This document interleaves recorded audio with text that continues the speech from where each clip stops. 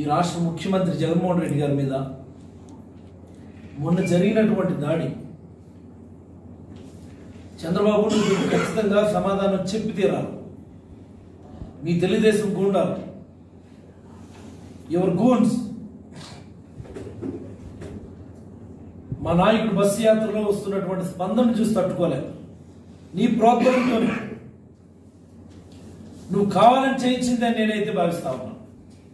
నీ ప్రోత్బలంతో దానికి 1 or 2 days ముందే నువ్వు రెచ్చగొట్టినట్టు మాట్లాడావు, దాడులు చేస్తాము అని. ఇలాంటి దాడులకి మా నాయకుడు ఆత్మవిశ్వాసం ఏమైనా తగ్గిపోద్దా? తగ్గదు సరికదా. మరింత పట్టుదలగా పనిచేసే నాయకుడు మా నాయకుడు. ప్రజలకు మా నాయకుడి పట్ల విశ్వాసం ఉంది. నువ్వు ఇలాంటి దాడులు 1 కాదు 100 చేసినా సరే మా నాయకుడు వెంట్రుకు కూడా టచ్ చేయలేవని నేనైతే ఈ సందర్భంగా అభిప్రాయపడతా ఉన్నాను. ముందాగా రాజకీయాలు చేయండి చంద్రబాబు గారు, గౌరవంగా రాజకీయాలు చేయండి చంద్రబాబు గారు. మేము రెచ్చిపోతే మామూలుగా ఉండదు. మేము పుట్టి పెరిగిన ప్రాంతం అది, మేము పెరిగిన వాతావరణం అలాంటిది.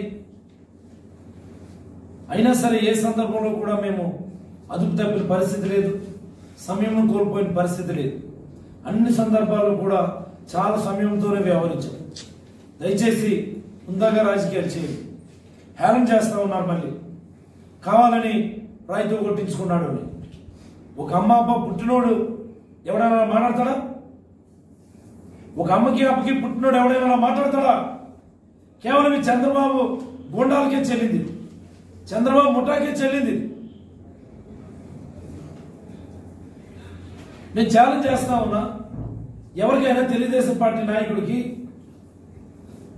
కావాలని వాళ్ళు కొట్టించుకోమని చెప్పండి, అక్కడే కరెక్ట్ తగిలేట్టుగా చూద్దాం. కావాలని ఆర్కెస్ట్రేటెడ్ గా కొట్టించుకోమని చూద్దాం. మనం ఏంటో మాట్లాడి పిచ్చివాగుడంతాను. జీతాలు పనిచేసేటటువంటి కొంతమంది కుక్కలు ఈ రకంగా మాట్లాడుతూ ఉన్నారు. ఓ పక్కనేమో హేళన, ఇంకో పక్కనేమో సానుభూతి. చంద్రబాబు ఏంటి డ్రామాలు? నువ్వే చేయించావు, నువ్వే కుట్ర పన్నావు, నువ్వే మా నాయకుడు ఆత్మవిశ్వాసం దెబ్బతీయడానికి ప్రయత్నం చేసావు, నువ్వే రెచ్చగొట్టావు. మళ్ళీ ఈ పనికి మాట్లాడుతూ ఉన్నాను. ఇది పద్ధతి కాదు చంద్రబాబు. ముందుగా రాజకీయాలు చేయడం అందరికీ మంచిదని ఈ సందర్భంగా నేనైతే హితవు పలుకుతూ సెలవు తీసుకుంటా ఉన్నాను.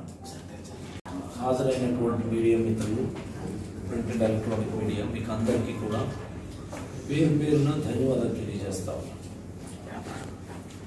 ఈరోజు మన పలాస విచ్చేస్తున్నారని నిన్న నుంచి మనం వార్తల్లో చూస్తాము. మేమైతే మా ఉద్యాన ప్రాంతం తరఫున హృదయపూర్వకమైనటువంటి స్వాగతం పలుకుతాము. ముందుగా రాజకీయాలు చేయమని మనస్ఫూర్తిగా కోరుతాము. విద్వేషపూరిత రాజకీయాలకు ఆస్కారం లేకుండా ముందుగా రాజకీయాలు చేయమని మనస్ఫూర్తిగా కోరుతాము. బట్ ఈ సందర్భంగా ఒక 2 విషయాలు మీ అందరితో మాట్లాడాలని నేను ముందుకు రావడం జరిగింది. అత్యంత ప్రధానమైనటువంటిది, గతంలో చంద్రబాబు గారు ముఖ్యమంత్రిగా ఉన్నప్పుడు 2018వ సంవత్సరంలో ఆయన ఒక పుస్తకం రిలీజ్ చేశారు. ఆయన ఆంధ్రప్రదేశ్ పెర్ఫార్మెన్స్ అప్రైజల్ ఇండెక్స్ అని ఒక పుస్తకం రిలీజ్ చేశాడు. ఆయన పెర్ఫార్మెన్స్ అప్రైజల్ ఇండెక్స్ అని ఒక పుస్తకం రిలీజ్ చేశాడు. ఆయన ఏంటి పెర్ఫార్మెన్స్ అప్రైజల్ ఇండెక్స్ అంటే, గతంలో ఉన్నటువంటి 13 జిల్లాలు, ఒక్కొక్క జిల్లా వారీగా ఒక్కొక్క రంగంలో వాటి యొక్క పెర్ఫార్మెన్స్ ఎలా ఉంది, ఏ జిల్లా ఏ స్థానంలో ఉంది అని చెప్పేటటువంటి ఒక పుస్తకం. ఇది ఎప్పుడు జరిగింది? ఇది 2018లో. అంటే అప్పటికే చంద్రబాబు గారు 14 సంవత్సరాలు ముఖ్యమంత్రిగా కంబైన్డ్ ఆంధ్రప్రదేశ్ లేదా నిజంగా ఆంధ్రప్రదేశ్ కలిపి ఆయన పనిచేసినారు. ఆయన చాలా ముఖ్యమైనటువంటి మాట ఇది.